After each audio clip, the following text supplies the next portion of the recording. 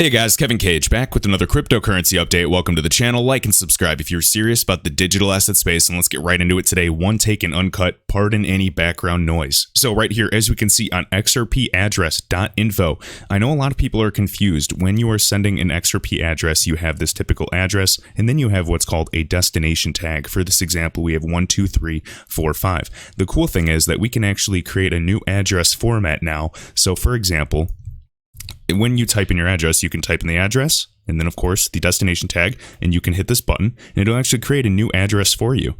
All right. So again, it can show you the, original address and account. So again, this is easier, and not every single, crypto uses or utilizes a destination tag. And I know a lot of people get confused with it, but when it gives you that option, it is always, always, always recommended to use the destination tag so you do not lose your crypto assets. Again, this website is XRPaddress.info.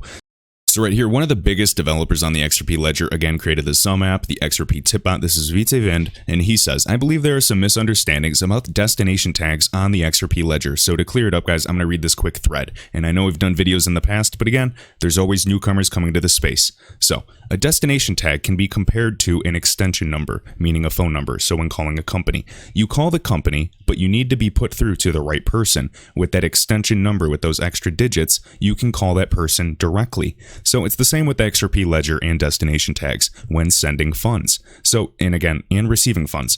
You reach the XRP ledger account, but the recipient doesn't know where to route or credit the funds per se. Just like when you were calling a company, you call one number, but who do you want to speak with? And you have to add those additional digits. This is also the reason why exchanges and custodial wallets, these groups in charge of custody and securing your digital assets, should always require a destination tag, because they only have, per crypto, for example, with the XRP ledger, they only have one XRP ledger address, but they have, hundreds or even thousands of users. And why your own on-ledger account with Sum or even, Ledger Nano, they don't need one. You own that as well. You own your private keys, just like your personal phone number. So there's no need for an extension number when calling your cell phone, correct? It's because you already own it. You have everything. So what happens when you send funds to an exchange without a destination tag, without those extra digits to clarify specifically where you want those funds to go? Well, when you send it to the exchange, they simply don't know where to route or credit your deposit. Like when calling a company, there's no extension, explain who you want to talk to. So when sending to a shared account, which, a huge exchange, in a multi-user wallet like an exchange, when depositing, it's safe to say you will always need a destination tag. If you do not, you can essentially lose your cryptocurrency forever. The exchange will sometimes refuse to try to dig in and find it, and it can be very, very difficult and timely. I know many people that have, lost their crypto entirely. So I'm trying to look out for you guys. Please do your own research. And what I typically do when I, start a cold wallet, whether it's a paper wallet or a Ledger Nano, or just send it to and from an exchanges, some of those don't need destination tags, you always just want to test with a small amount. So keep in mind, an XRP address or wallet has a reserve amount of 20 XRP. What I'll do is maybe I'll just send 50 XRP, make sure it gets to the destination in 5 seconds or a few minutes, and then once it works, then I'll send the bulk and remaining of my investment. I always test it with a small amount. So if an exchange ever forces you to enter a destination tag when sending to your private account address, enter 0. All right? Note that. So again, the address again right here, new address format starting with XRP. Just wanted to show you that. Now let's get into some additional information here. Be sure to stick around for the rest of this video. Right here, XRP Crypto Wolf showing Bank of International Settlements and this gentleman, Benoit Courier. I'm sorry, I'm not French, so I can't. Courier, I forget how to pronounce it. But anyways, I've heard it, the correct pronunciation. And again, they're talking about the proposal of this new allocation of the International Monetary Fund's special drawing rights by providing liquidity to all of these IMF members. So again, this is a speech from Bank of International Settlements. Ripple has held various consulting roles with them. Talking, of course, this is, the same narrative as always. International cooperation is needed for interoperability between national systems to enhance cross-border payments. As we can see right here, a rapid shift towards digital payments can improve cost, transparency, and convenience for billions of consumers. International cooperation is needed to support technological capacity in developing economies, ensure interoperability between national systems, i.e., these walled gardens, enhance the cross-border payments and remittances, whether that is just with simple messaging and bidirectional communication and getting, real-time forex or foreign exchange conversions, and support financial inclusion, guys. True interoperability, level playing field, allowing all participants to play. All right, so right here, current discussion on central bank digital currencies also coming into sharper focus. COVID-19 will accelerate the digital transition beyond payments. So we're seeing this also accelerating the shift towards virtual banking. Absolutely zero doubt in my mind. Every bank is going more digital. It will be less, brick and mortar locations. It'll be more ATM based in mobile banking. I think we can already agree and already see that happening. And again, tokenization, open banking, supporting regulatory, sandboxes and things of that nature. All right. Now, to follow that up, again, I wanted to show right here, XRP Crypto Wolf. So South Africa's financial regulators are also proposing, and again, one of the BRICS nations, BRICS, South Africa is the last one, is being used for domestic payments as well in a roadmap which outlined what could become the nation's first cryptocurrency. Look at nations like, Marshall Islands. Look at them, with even Algo and their the sovereign currency being built upon it. Things of this nature. So payments using crypto assets, not cryptocurrencies, the narrative is changing, will be subjected to a regulatory sandbox. Now, in, I believe, yesterday's video, we talked about, of course, the digital currency electronic payment mechanism that China is using to basically replace their renminbi, their national currency. Remember when, Bitcoin was going up in 2017 big time, they said, oh no, cryptocurrency is a fad. And yet they're talking about working on digital currencies now. They worked on that one specifically since 2014. And there's been explanations from various people, even in the United States, saying they've been working on digital currencies for over, well over a decade. I believe they said 20 years. Now, again, they're incorporating cryptography. They're building on a distributed system. And they're trying to mix with these groups. Of course, any native central bank digital currency will be centralized. It will be permissioned. It will be protected and have full control of, everything they can view.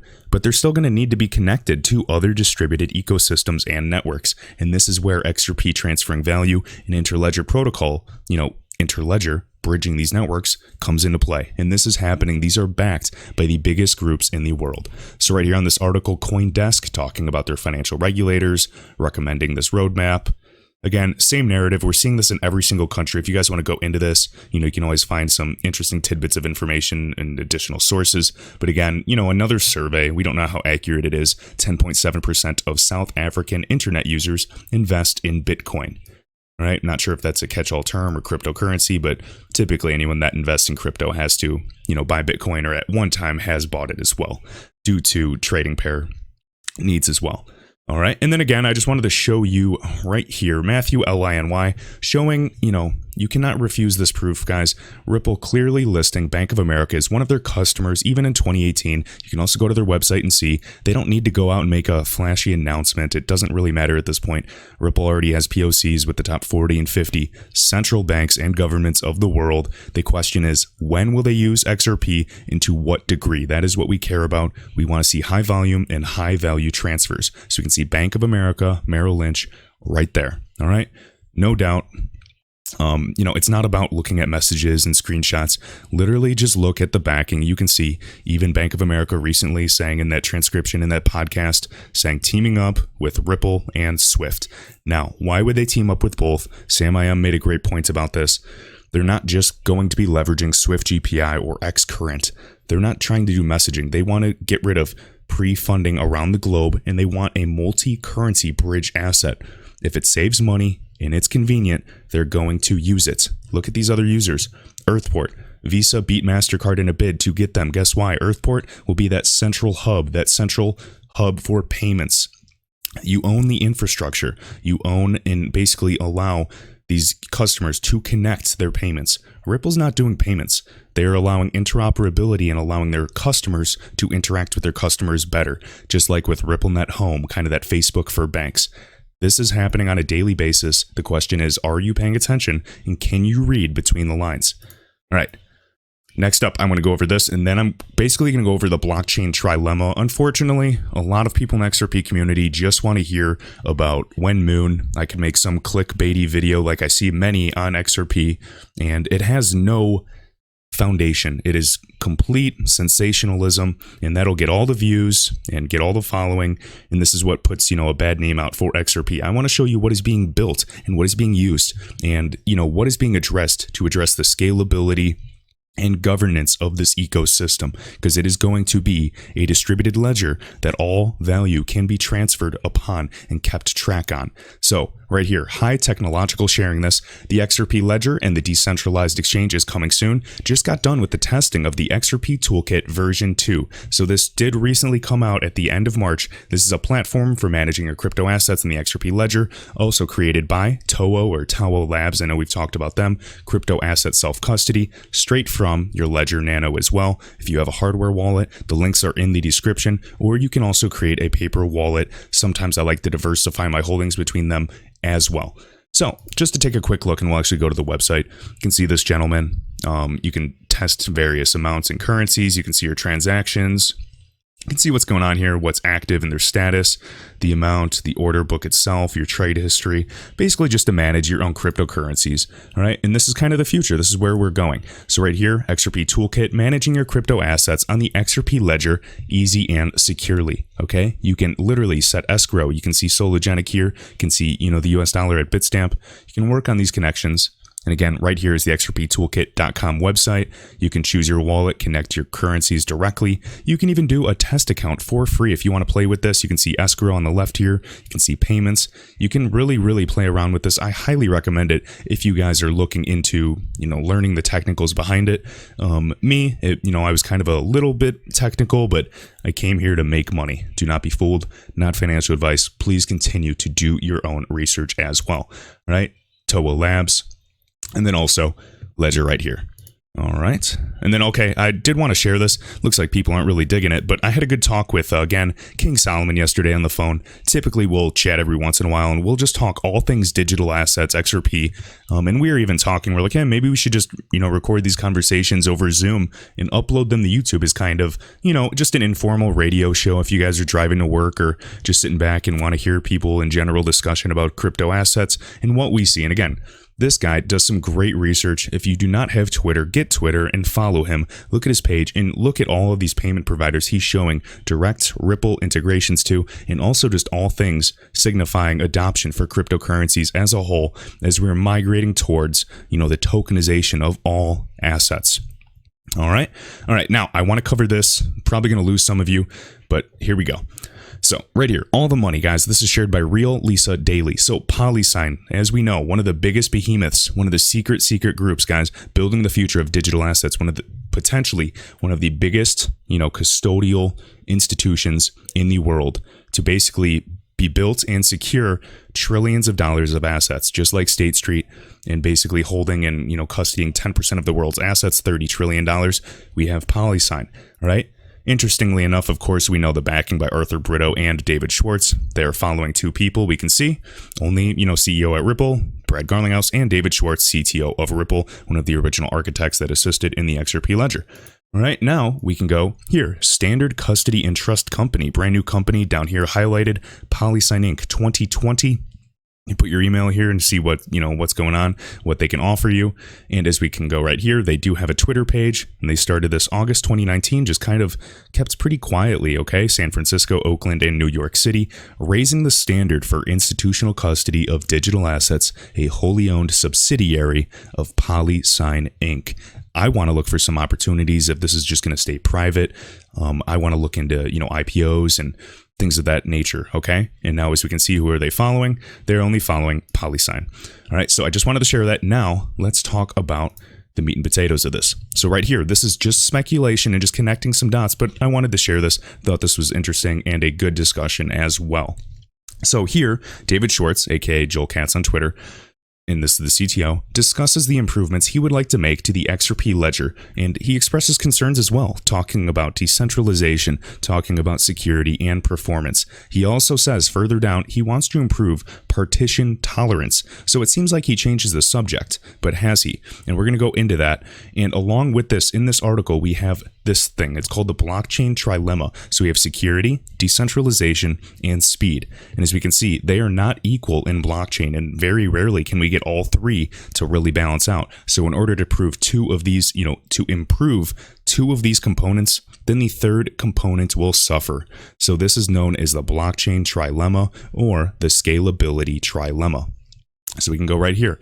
To understand how to address this trilemma, you must be able to solve the CAP theorem. This is consistency, availability, and partition tolerance. Currently, developers have not found a solution that balances all three without sacrifice. This infographic illustrates where X marks the spot. So as we can see right here, feel free to pause if you want to read this again. Consistency. All clients see the same view of data, even right after updates or deletes. Partitioning. The system continues to work as expected, even in presence of partial network failure. All right, very important for uptime. Availability, all clients can find a replica of the data. So if it's, permissionless, everybody can, access it. There may be permissioned, builders creating their own database. But again, even in case of partial node failures. And notice kind of like a Venn diagram. We can see this, portion has consistency and availability, but is lacking partitioning and etc. So again, good little infographic to share here.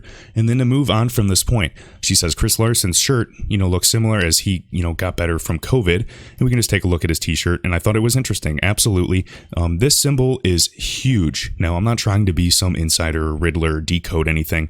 That's not my forte. I'll stay in my zone of competence. But I do find it interesting to share that, again, similar to even, the Ripple logo itself. And I forgot what it was called. And again, her opinion, I believe Arthur Brito, the ghost, the man, the myth, the legend, nobody even has his face on file. And then David Schwartz, both behind Polysign, Standard Custody, both behind the XRPL in its actual creation. She believes they may have solved the CAP theorem, allowing them to apply the solution to the blockchain trilemma. Notice the shape is the area of X in the CAP. And I thought that was really, really cool. So you see this shape here? Now she thinks with Polysign being that same type of thing. I think that's really, really cool. I just shot her an XRP tip as well, just to say thank you for, the types of ideas here and just general discussions, okay? She's not saying it's mooning, it's doing this. She's just trying to get general discussion on how to improve this. So as we can go right here, we can look at these articles that she was kind of referencing. In the Daily Hodl, David Schwartz talking about the concern of distribution of XRP, all right? Again, and here's some quotes. Lately, I've been working on a lot of ideas for improvements to the XRP ledger, mostly around decentralization and security, and working with Ethan Beard and Evan Schwartz on what Spring will be building. Another one.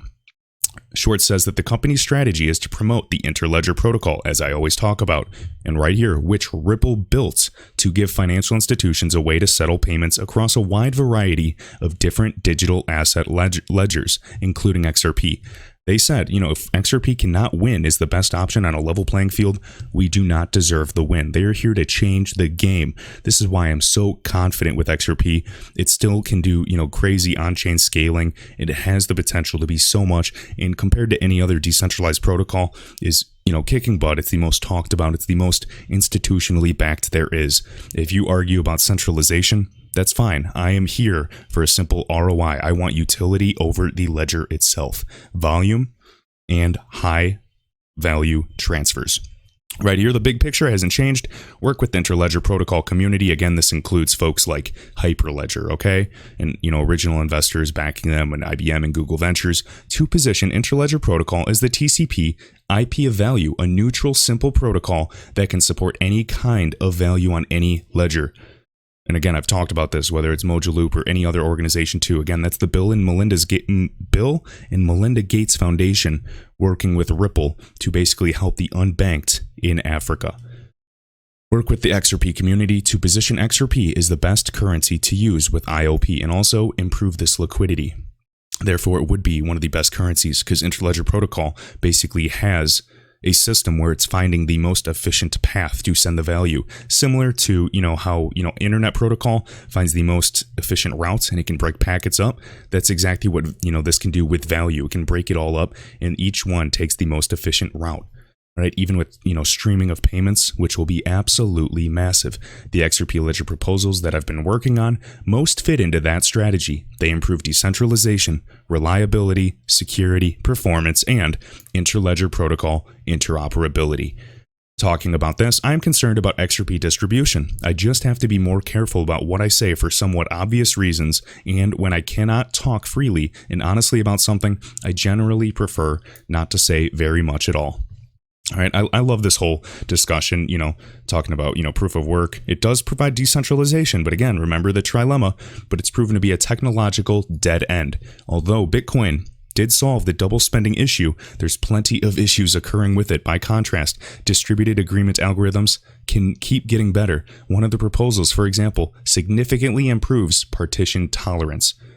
All right, and obviously, complete genius and working back in the day in the 1988 for the NSA, even on just distributed systems, saying, Bitcoin has scaling challenges, Bitcoin's Lightning Network, he's unconvinced with its, scalability. It's, layer 2 trying to fix something on the layer 1. A lot of people have kind of covered this. It's not going to be a long-term viable option. All right, now right here, the blockchain trilemma. This is on medium.com, and this article is by this person right here. So this is a really good read, guys.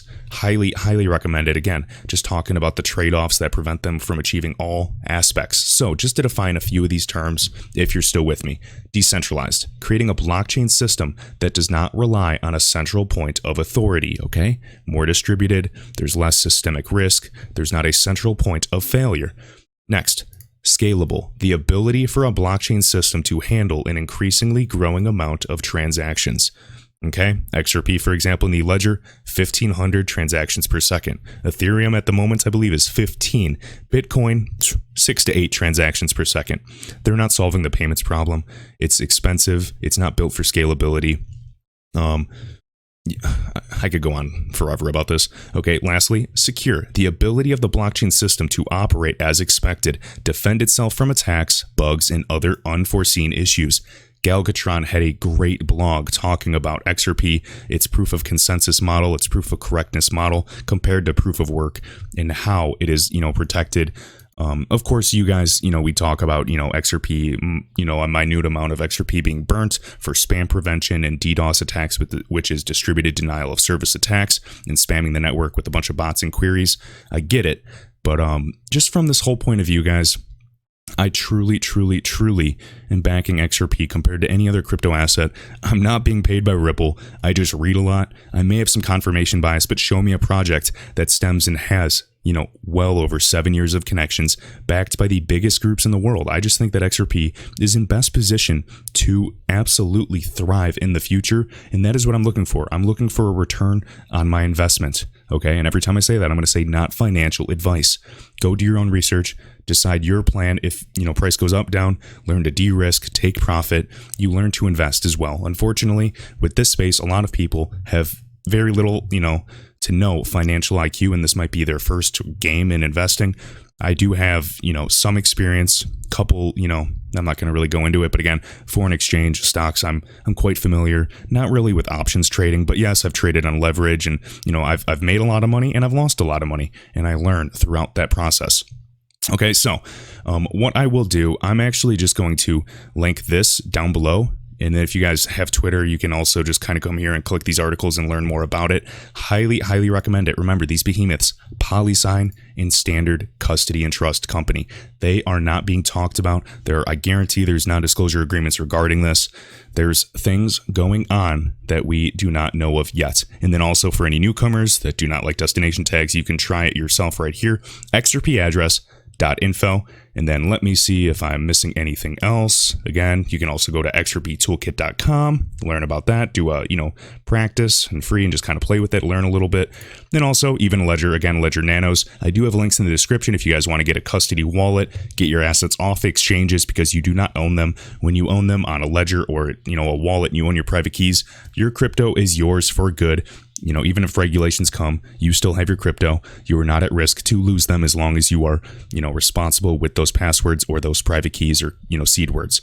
So with that, guys, I'm going to get going on another video during my off day. Remember to check the links in the description. Shout out to Jamie XRP, Mikey, Crypto Beginner, and again, his website, crypto-beginner.com. Philip and all other top channel members. Appreciate all of you that hit the like button. Share this video, and until next time.